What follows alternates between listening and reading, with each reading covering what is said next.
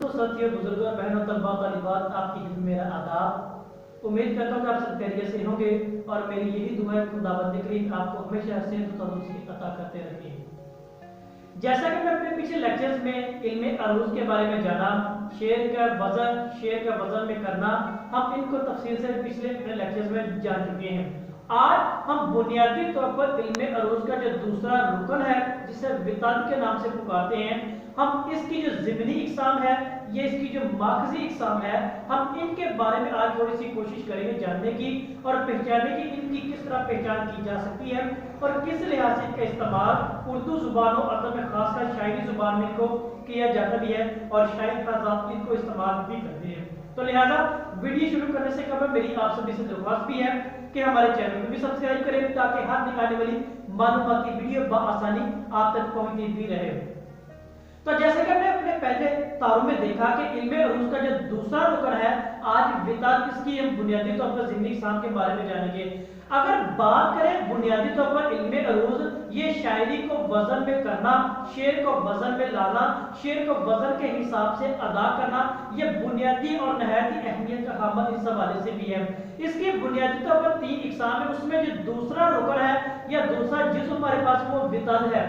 अगर इसके बुनियादी या ज़िमनी इकसाम की बात करें तो विताद की बुनियादी 2 इकसाम हैं।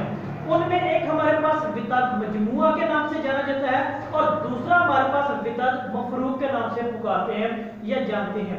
अगर इनके पस मंजर पर बात करें, इनको देखने की कोशिश करें तो विताद मजमुआ क्या है, ये भी 3 हरफी कलमे का एक नाम है, यानी जिसके पहले दोनों हरूफ एक साथ मुतहरक होते हैं और आखिर वाला के वो मुतहरक नहीं होता, तो वो क्या वो मजमुआ तौर पर क्या वो विताद मजमुए के नाम से पुकारते हैं और उसको विताद मजमुए का नाम भी दिया गया है। यानी मुराद क्या है कि ऐसा कलमा जिसके पहले दोनों हरूफ क्या वो एक साथ मुतहरक हो और आखिर वाला साकिन और मुतहरक ना हो, उसे विताद मजमुए के नाम से पुकारते भी हैं। अक्सर औकात इसकी मिसाल तलबा को दी जाती है, तलबा इस बारे में समझते हैं। ये आसान तरीके समझने के लिए मिसालें जो मेरे पास मौजूद है, उनमें हमारे पास सबसे पहला जो लफ्ज वो है करम, यानी काफ, रे और मीम है। अगर इसके पस मंजर पर बात करें, काफ और रे क्या है, ये दोनों क्या ये मुतहरक है जबकि मीम वो साकिन है, तो लिहाजा ये विताद मजमुआ की बेहतरीन मिसाल भी है। इसके अलावा नजर है, शजर है या खुदा, या इसके अलावा मजीद जो अल्फाज हैं जो सारे विताद मजमुआ की बेहतरीन मिसाल हैं जो इसको समझने में मेरी और आपकी मदद भी करते हैं।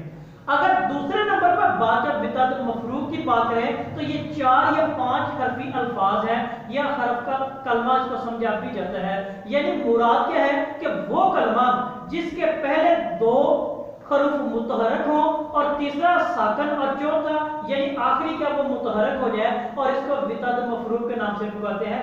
यानी पहले दोनों मुतहरक हो, तीसरा साकिन हो जाए और चौथा फिर मुतहरक हो, यानी ये तमाम के तमाम जो अनासर है ये अल्फाज विताद मफरूक के नाम से पुकारते हैं।